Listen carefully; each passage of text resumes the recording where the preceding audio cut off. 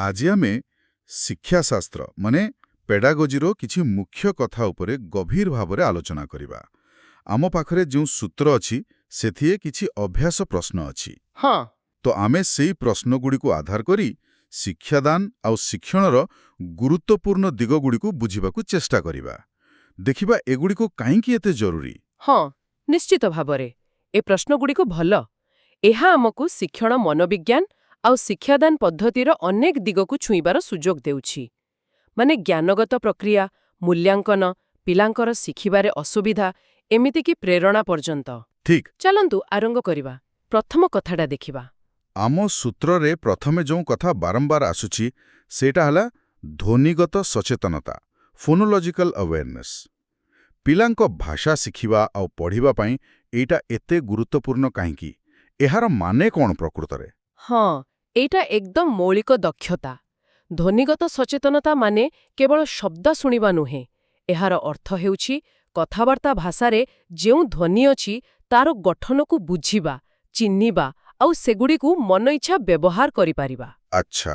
माने पिलाटिए बुझिबो जे वाक्य शब्दरे तियारी, शब्द अक्षर बा सिलाबल रे तियारी, आउ सिलाबल छोटो छोटो ध्वनि बा फोनिम रे तियारी। ओहो ठीक। जेमिति कमल शब्द एथिरे केतोटी सिलाबल अछि? क म ल तीनोटी। पुणी एथिरे केतोटी फोनिम अछि? क अ म अ ल अ एमिति 6टी फोनिम अछि बोली चिन्हि पारिबा। आउ गोटे कथा मिलुथिबा शब्द चिन्हिबा, जेमिति काम सह नाम। एटा भी हारी भितरे आसुछि। माने एटा लेखा अक्षर नुहे बरं कुहा जाउथिबा कथार ध्वनि सहित खेलिबा भଳି। एटा पढ़ी शिखिबारे केमति सहाय्य करे? एइटा सीधा साहाय्य करे। जेतेबेले पिलामाने ध्वनिकु चिन्हि पारंती आउ ताकु भांगी जोड़ी पारंती, सेतेबेले सेमाने लेखा अक्षर आउ ता सह जड़ित ध्वनि भितरे संपर्क जोड़िबा सहज मने करंती। हाँ। एहाकु आमे डिकोडिंग कहू। जेउ पिलार ध्वनिगत सचेतनता भल थाए, से नुआ शब्द शीघ्र पढ़ी पारे आउ बनान भी शीघ्र शिखे। एहा तो पढ़ा शिखार मूल दुआ। हाँ एकदम स्पष्ट। भल। तेबे पिलामाने एसबु शिखुछंती कि नाही, शिक्षक माने केमिति जानिबे? एइठी आसुछि मूल्यांकन कथा। आम सूत्ररे शिक्षण पई मूल्यांकन बा असेसमेंट फॉर लर्निंग कथा अछि। एइटा शिक्षणर मूल्यांकन बा असेसमेंट ऑफ लर्निंग ठारू केमिति अलगा? एइटा एक बहुत गुरुत्वपूर्ण पार्थक्य।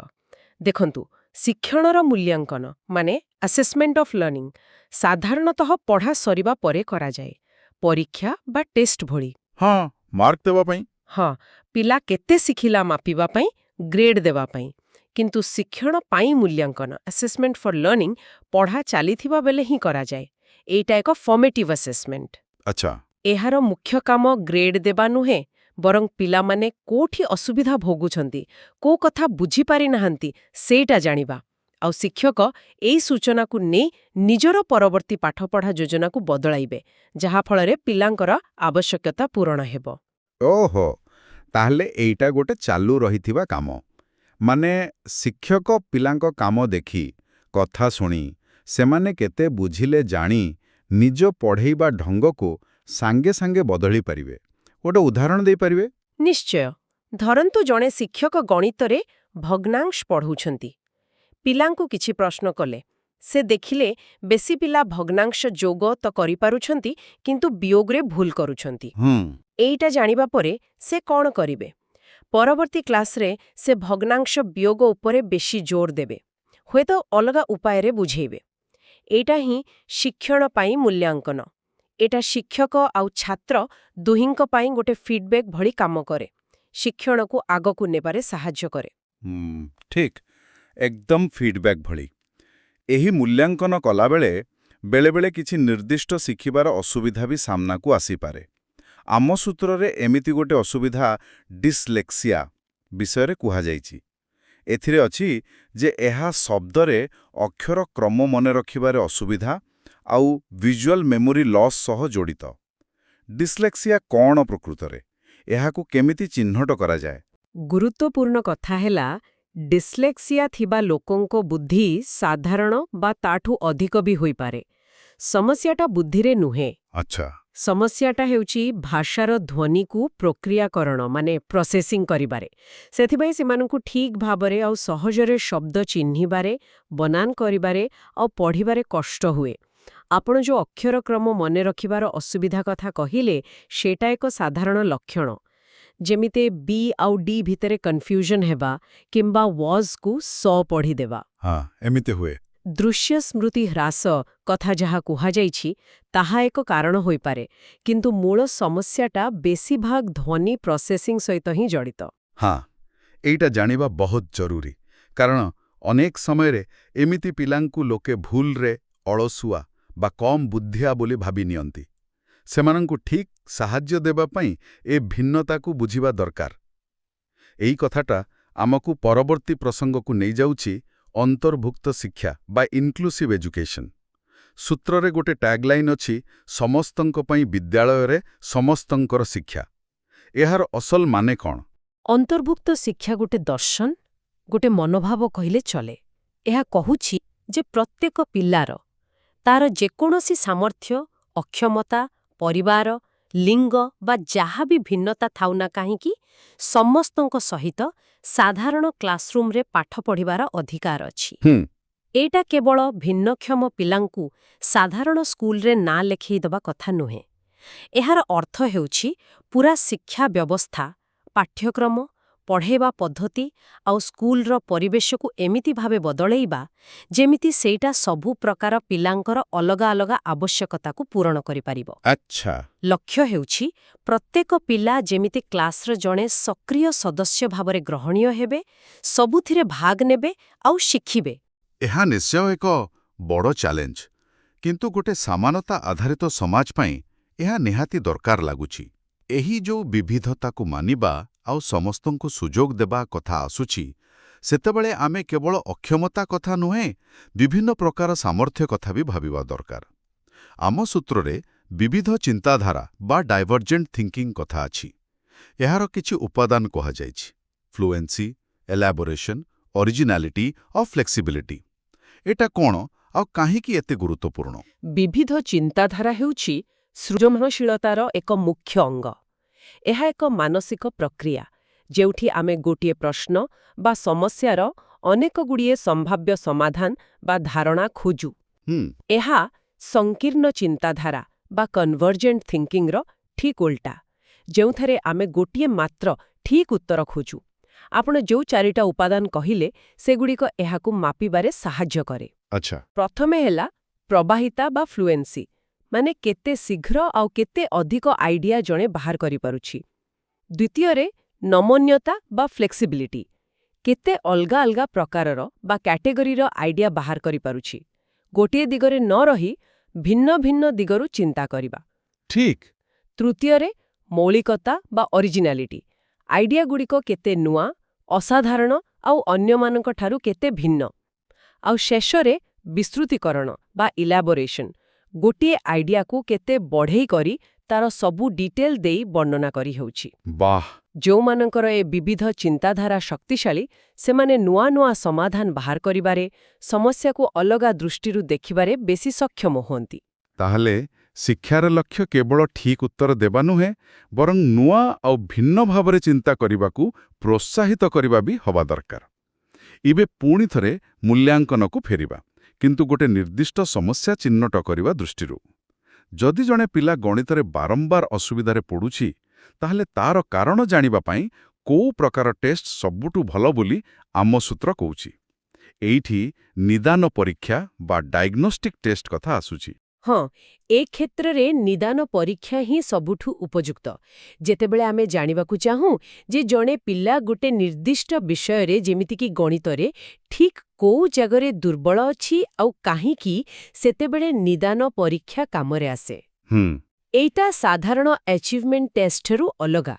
ଆଚିଭମେଣ୍ଟ ଟେଷ୍ଟ ଖାଲି କହେ ପିଲା କେତେ ମାର୍କ ରଖିଲା ବା କେତେ ଜାଣିଛି, କିନ୍ତୁ ନିଦାନ ପରୀକ୍ଷା ଭିତରକୁ ଯାଇ ସମସ୍ୟାର ମୂଳ କାରଣ ଖୋଜେ। ଆଚ୍ଛା। ଯେମିତି ଜଣେ ପିଲା ଗଣିତରେ କମ୍ ମାର୍କ ରଖୁଛି, ନିଦାନ ପରୀକ୍ଷାରୁ ଜଣାପଡ଼ିପାରେ ଯେ ତାର ସଂଖ୍ୟା ଜ୍ଞାନ ଠିକ୍ ଅଛି, କିନ୍ତୁ ସେ ୱାର୍ଡ ପ୍ରୋବ୍ଲେମ୍ସ ବୁଝିପାରୁନି କିମ୍ବା ବୋଧେ ସେ କେବଳ ଗୁଣନରେ ଭୁଲ କରୁଛି। ଏହି ଠିକ୍ ନିଦାନ ପରେ ଯାଇ ଶିକ୍ଷକ ତା ପାଇଁ ଠିକ୍ ରେମିଡିଆଲ ଟିଚିଂ ଯୋଜନା କରିପାରିବେ। ଏହା ତ ଗୋଟିଏ ପ୍ରକାର ଶିକ୍ଷଣଗତ ଏକ୍ସରେ ଭଳି ହେଲା, ଯାହା ବାହାରକୁ ଦେଖାଯାଉନଥିବା ଅସୁବିଧାକୁ ସ୍ପଷ୍ଟ କରିଦେଉଛି। ଆଉ ଏହି ଯେଉଁ ଭୁଲ ବା ଅସୁବିଧା କଥା ଆମେ କହୁଛୁ, ଏଇଟା ତ ଶିଖିବା ପ୍ରକ୍ରିୟାର ଏକ ସାଧାରଣ ଅଂଶ। ସୂତ୍ରରେ ଇଏଲ୍ ଥଣ୍ଡାଇଙ୍କ ଗୋଟେ ତତ୍ତ୍ୱ ବିଷୟରେ ଅଛି, ଯେଉଁଥିରେ କୁହାଯାଇଛି ଯେ ଅଭ୍ୟାସ କଲେ ଭୁଲ କମିଯାଏ। ଏଇଟା କେମିତି କାମ କରେ? ହଁ, ଏଇଟା ଇଏଲ୍ ଥଣ୍ଡାଇକର ପ୍ରସିଦ୍ଧ ପ୍ରୟାସ ଓ ତ୍ରୁଟି ତତ୍ତ୍ୱ ବା ଟ୍ରାଏଲ୍ ଆଣ୍ଡ ଏରର ଥିଓରିର ଏକ ମୁଖ୍ୟ ଅଂଶ। ସେ ଏହାକୁ ଅଭ୍ୟାସ ନିୟମ ବା ଲ ଅଫ୍ ଏକ୍ସରସାଇଜ୍ ବୋଲି କହିଥିଲେ। ଆଚ୍ଛା। ତାଙ୍କ ମତରେ ଆମେ ଯେତେବେଳେ କିଛି ନୂଆ କାମ ଶିଖୁ, ପ୍ରଥମେ ବହୁତ ଭୁଲ କରୁ। କିନ୍ତୁ ଯେତେବେଳେ ଆମେ ବାରମ୍ବାର ଅଭ୍ୟାସ କରୁ, ଧୀରେ ଧୀରେ ଠିକ୍ କାମଗୁଡ଼ିକ ବେଶୀ ଦୃଢ଼ ହୁଏ ଆଉ ଭୁଲ କାମଗୁଡ଼ିକ କମିଯାଏ ବା ଚାଲିଯାଏ। ଏହା ସହିତ ତାଙ୍କର ପ୍ରଭାବ ନିୟମ ବା ଲ ଅଫ୍ ଇଫେକ୍ଟ ବି ଜଡ଼ିତ। ଯୋଉ କାମ ପରେ ଭଲ ଫଳ ମିଳେ, ମାନେ ସନ୍ତୋଷ ମିଳେ, ସେ କାମଟା ଆହୁରି ଦୃଢ଼ ହୁଏ। ତେଣୁ ଅଭ୍ୟାସ ଆଉ ଭଲ ଫିଡ୍ବ୍ୟାକ୍ ମିଶି ଶିକ୍ଷଣକୁ ମଜବୁତ କରେ ଆଉ ଭୁଲ କମାଏ। ସାଇକେଲ ଚଲେଇବା ଶିଖିବାଠୁ ଆରମ୍ଭ କରି ଗଣିତ କରିବା ପର୍ଯ୍ୟନ୍ତ ଏ ନୀତି ସବୁଠି ଲାଗୁ ହୁଏ। ମାନେ ପ୍ରାକ୍ଟିସ୍ ମେକ୍ସ ପରଫେକ୍ଟ ପଛର କାରଣଟା ବୁଝାପଡ଼ିଲା। କିନ୍ତୁ ଶିକ୍ଷଣ କେବଳ ଜ୍ଞାନ ଆଉ କୌଶଳ ବିଷୟରେ ନୁହେଁ। ଆମ ସୂତ୍ରଗୁଡ଼ିକ ଭାବନାତ୍ମକ ଦିଗ ଉପରେ ବି ଗୁରୁତ୍ୱ ଦେଇଛି। ଏଥିରେ ଭାବଗତ ବୁଦ୍ଧିମତ୍ତା ବା ଇମୋସନାଲ ଇଣ୍ଟେଲିଜେନ୍ସ କଥା ଅଛି। ଆଉ ଏହାର ଏକ ଗୁରୁତ୍ୱପୂର୍ଣ୍ଣ ଅଂଶ ଭାବରେ ସମାନୁଭୂତି ବା ଏମ୍ପାଥିକୁ କୁହାଯାଇଛି। ଏ ଦୁଇଟା କ'ଣ ଆଉ ଶିକ୍ଷା କ୍ଷେତ୍ରରେ ଏହାର କ'ଣ ଦରକାର? ଭାବଗତ ବୁଦ୍ଧିମତ୍ତା ବା ଇଆଇ ଏଇଟା ଏକ ବଡ଼ ଧାରଣା। ଏହା ହେଉଛି ନିଜର ଭାବନା ମାନେ ଇମୋସନ୍ସକୁ ଚିହ୍ନିବା, ବୁଝିବା ଆଉ ତାକୁ କଣ୍ଟ୍ରୋଲ କରିବାର କ୍ଷମତା। ଆଉ ତା ସହିତ ଅନ୍ୟମାନଙ୍କ ଭାବନାକୁ ବି ଚିହ୍ନିବା, ବୁଝିବା ଆଉ ସେମାନଙ୍କ ସହ ଭଲ ଭାବରେ ମିଶିବାର କ୍ଷମତା। ସମାନୁଭୂତି ବା ଏମ୍ପାଥି ହେଉଛି ଇଆଇର ଏକ ମୁଖ୍ୟ ସାମାଜିକ ଦକ୍ଷତା। ଏହାର ଅର୍ଥ ହେଲା ଅନ୍ୟ ଜଣଙ୍କ ପରିସ୍ଥିତି, ତାଙ୍କ ଭାବନା, ତାଙ୍କ ଦୃଷ୍ଟିକୋଣକୁ ବୁଝିବାକୁ ଚେଷ୍ଟା କରିବା, ନିଜକୁ ତାଙ୍କ ଜାଗାରେ ରଖି ଅନୁଭବ କରିବାକୁ ଚେଷ୍ଟା କରିବା। ବୁଝିଲି। ଶିକ୍ଷା କ୍ଷେତ୍ରରେ ଏଇଟା ବହୁତ ବେଶୀ ଗୁରୁତ୍ୱପୂର୍ଣ୍ଣ। ଯେଉଁ ପିଲାମାନଙ୍କର ଇଆଇ ଆଉ ସମାନୁଭୂତି ଅଧିକ ଥାଏ, ସେମାନେ ଅନ୍ୟମାନଙ୍କ ସହ ଭଲ ସମ୍ପର୍କ ରଖିପାରନ୍ତି, ଦଳରେ ମିଶି ଭଲ କାମ କରନ୍ତି, କଳି ଝଗଡ଼ାକୁ ଭଲ ଭାବରେ ସମାଧାନ କରିପାରନ୍ତି ଆଉ ମୋଟ ଉପରେ ଅଧିକ ସାମାଜିକ ଆଉ ଭାବନାତ୍ମକ ଭାବେ ସ୍ଥିର ରୁହନ୍ତି। ଏମିତିକି ଶିକ୍ଷକମାନଙ୍କ ପାଇଁ ବି ଭଲ ଇଆଇ ନିହାତି ଦରକାର। ଅର୍ଥାତ୍ ଭଲ ଜୀବନ ପାଇଁ କେବଳ ବହିପାଠ ଯଥେଷ୍ଟ ନୁହେଁ। ନିଜର ଆଉ ଅନ୍ୟର ଭାବନାକୁ ବୁଝିବା ଆଉ ସମ୍ଭାଳିବାର କ୍ଷମତା ବି ସେତିକି ହିଁ ଜରୁରୀ। ଏସବୁ କାମ କରିବା ପାଇଁ, ଶିଖିବା ପାଇଁ, ସମ୍ପର୍କ ରଖିବା ପାଇଁ ଆମକୁ ଭିତରୁ କିଛି ଗୋଟେ ଠେଲୁଥାଏ। ସୂତ୍ରରେ ଗୋଟେ ପ୍ରଶ୍ନ ଅଛି, ସେଇ ଯେଉଁ ଭିତରର ଶକ୍ତି ଆମ ବ୍ୟବହାରକୁ ଚଲାଏ, ବାଧ୍ୟ କରେ ଆଉ ଗୋଟେ ନିର୍ଦ୍ଦିଷ୍ଟ ଦିଗ ଦିଏ, ତାକୁ କ'ଣ କୁହାଯାଏ? ଏଠାରେ ଉଦ୍ଦେଶ୍ୟ ବା ମୋଟିଭ ଶବ୍ଦଟା ଆସୁଛି। ହଁ, ଏଇଟା ପ୍ରେରଣା ବା ମୋଟିଭେସନ ତତ୍ତ୍ୱର କେନ୍ଦ୍ର କଥା। ଉଦ୍ଦେଶ୍ୟ ବା ମୋଟିଭ ହେଉଛି ଏକ ଭିତରର ଅବସ୍ଥା, ଗୋଟେ ଇଚ୍ଛା, ଗୋଟେ ଆବଶ୍ୟକତା ବା ଚାଳନା, ଯାହା ଆମକୁ କୌଣସି ଏକ ଲକ୍ଷ୍ୟ ପାଇଁ କାମ କରିବାକୁ ଶକ୍ତି ଦିଏ ଆଉ ବାଟ ଦେଖାଏ। ଆମ କାମ ପଛର କାହିଁକି? ଏକଦମ। ଯେମିତି ଭୋକ ହେଉଛି ଏକ ଶାରୀରିକ ଉଦ୍ଦେଶ୍ୟ, ଯାହା ଆମକୁ ଖାଇବା ଖୋଜିବାକୁ କହେ, ସେମିତି ସଫଳତା ପାଇବାର ଇଚ୍ଛା, ଯାହାକୁ ଆଚିଭମେଣ୍ଟ ମୋଟିଭ କୁହନ୍ତି, ସେଇଟା ଏକ ମାନସିକ ଉଦ୍ଦେଶ୍ୟ, ଯାହା ଜଣେ ପିଲାକୁ ପରୀକ୍ଷା ପାଇଁ କଷ୍ଟ କରିବାକୁ ଉତ୍ସାହିତ କରେ। ଅଧ୍ୟାବସାୟ ବା ପରସିଷ୍ଟେନ୍ସ ହେଉଛି ଲାଗି ରହିବା, ଭାବନା ବା ଇମୋସନ ଉଦ୍ଦେଶ୍ୟ ସହ ଯୋଡ଼ି ହୋଇପାରେ, ଆଉ ପ୍ରତିବଦ୍ଧତା ବା କମିଟମେଣ୍ଟ ଆମର ଦୃଢ଼ତା ଦେଖାଏ। କିନ୍ତୁ ମୂଳ ଚାଳକ ଶକ୍ତିଟା ହେଉଛି ଉଦ୍ଦେଶ୍ୟ। ତାହେଲେ ଉଦ୍ଦେଶ୍ୟ ହେଲା ଆମ ଆଚରଣର ଇଞ୍ଜିନ। ଏହା ସହିତ ଜଡ଼ିତ ଆଉ ଗୋଟେ ଶବ୍ଦ ହେଲା ପ୍ରେରଣା ବା ମୋଟିଭେସନ। ସୂତ୍ର କହୁଛି ଆଉ ଗୋଟେ ଶବ୍ଦ ଅଛି, ଯାହାକୁ ବେଳେବେଳେ ପ୍ରେରଣା ସହିତ ଅଦଳାବଦଳ କରି ବ୍ୟବହାର କରାଯାଏ। ସେଇଟା ହେଲା ଆବଶ୍ୟକତା ବା ନିଡ୍।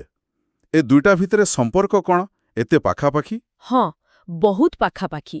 ଅନେକ ମନୋବୈଜ୍ଞାନିକ ତତ୍ତ୍ୱ କୁହେ ଯେ ପ୍ରେରଣାର ମୂଳ ଉତ୍ସ ହିଁ ହେଉଛି ଆବଶ୍ୟକତା। ଯେତେବେଳେ ଆମର କୌଣସି ଅଭାବ ବା ଆବଶ୍ୟକତା ବା ନିଡ୍ ଥାଏ, ତାହା ଶରୀରର ହଉ, ଯେମିତି ଖାଇବା, ପିଇବା, ସୁରକ୍ଷା, କିମ୍ବା ମନର ବା ସମାଜର ହଉ, ଯେମିତି ସ୍ନେହ, ସମ୍ମାନ, ସଫଳତା, ଜ୍ଞାନ, ସେହି ଅଭାବ ଆମ ଭିତରେ ଏକ ଅଶାନ୍ତି ବା ଚାପ, ଟେନସନ୍ ସୃଷ୍ଟି କରେ। ଏହି ଚାପ ହିଁ ଆମକୁ ସେହି ଆବଶ୍ୟକତା ପୂରଣ କରିବା ପାଇଁ କାମ କରିବାକୁ ପ୍ରେରିତ କରେ। ଥରେ ଆବଶ୍ୟକତା ପୂରଣ ହୋଇଗଲେ ଚାପ କମିଯାଏ ଆଉ ପ୍ରେରଣା ବି କମିଯାଏ କିଛି ସମୟ ପାଇଁ। ତେଣୁ କୁହାଯାଇପାରେ ଆବଶ୍ୟକତା ହିଁ ପ୍ରେରଣାକୁ ଜନ୍ମ ଦିଏ। ଆଚ୍ଛା। ଏଇଥିପାଇଁ ଏ ଦୁଇ ଶବ୍ଦକୁ ଲୋକେ ଏକାଠି ବା ଅଦଳବଦଳ କରି ବ୍ୟବହାର କରନ୍ତି। ଯଦିଓ ବାହାରର ପ୍ରୋତ୍ସାହନ, ଇନସେଣ୍ଟିଭ ବା ପୁରସ୍କାର, ରିୱାର୍ଡ ପ୍ରେରଣାକୁ ବଢ଼େଇ ପାରେ, ତଥାପି ଭିତରର ଆବଶ୍ୟକତା ହିଁ ହେଉଛି ପ୍ରେରଣାର ମୂଳଦୁଆ। ଆଜି ଆମେ ଶିକ୍ଷାଶାସ୍ତ୍ରର 10ଟି ଗୁରୁତ୍ୱପୂର୍ଣ୍ଣ ଦିଗ ବିଷୟରେ କଥା ହେଲେ। ଆମକୁ ଯେଉଁ ସୂତ୍ର ଆଉ ଅଭ୍ୟାସ ପ୍ରଶ୍ନ ମିଳିଥିଲା, ସେହି ମାଧ୍ୟମରେ ଏସବୁ ସାମ୍ନାକୁ ଆସିଲା।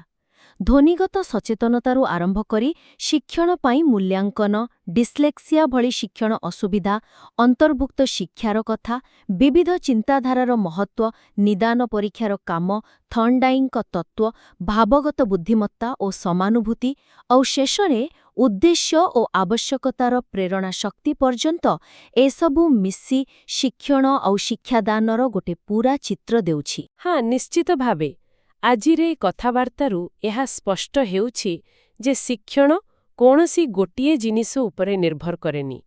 ଜଣେ ପିଲାର ଜ୍ଞାନଗତ ପ୍ରକ୍ରିୟା, ତାର ଭାବନାତ୍ମକ ଆଉ ସାମାଜିକ ଦକ୍ଷତା, ତା ଭିତରର ପ୍ରେରଣା, ସ୍କୁଲର ପରିବେଶ ଆଉ ଶିକ୍ଷକଙ୍କ ପଢ଼େଇବା ପଦ୍ଧତି, ଏସବୁ ପରସ୍ପର ସହ ବହୁତ ଗଭୀର ଭାବେ ଯୋଡ଼ା। ହଁ, ସବୁ ମିଶାମିଶି। କୌଣସି ଗୋଟେକୁ ଅଲଗା କରି ଦେଖିହେବନି। ଆଉ ଏହା ଆମ ଆଗରେ ଏକ ବଡ଼ ପ୍ରଶ୍ନ ବି ରଖୁଛି। ଶିକ୍ଷକମାନେ କେମିତି ଏତେସବୁ ତତ୍ତ୍ୱ ଆଉ ଧାରଣାର ଜଟିଳତାକୁ ବୁଝିବେ ଆଉ ସେଗୁଡ଼ିକୁ ନିଜ କ୍ଲାସରୁମରେ, ଯୋଉଠି ପ୍ରତିଟି ପିଲା ଅଲଗା, ଠିକ୍ ଭାବେ ଲଗେଇ ପାରିବେ? କେମିତି ସେମାନେ ଏମିତି ଗୋଟେ ପରିବେଶ ତିଆରି କରିପାରିବେ ଯାହା ପ୍ରତ୍ୟେକ ପିଲାର ସବୁ ଦିଗରୁ ବିକାଶରେ ସହାୟତା କରିବ? ଏକ ଗଭୀର ଚିନ୍ତା କରିବା ଭଳି ପ୍ରଶ୍ନ ସହ ଆଜିର ଆଲୋଚନାକୁ ଏଇଠି ରଖିବା। ଆଶା କରୁଛୁ ଶିକ୍ଷାଶାସ୍ତ୍ରର ଏହି ବିଭିନ୍ନ ଦିଗ ଉପରେ ଆମର ଏ ଆଲୋଚନା ଶ୍ରୋତାମାନଙ୍କ ପାଇଁ କିଛି କାମରେ ଆସିବ।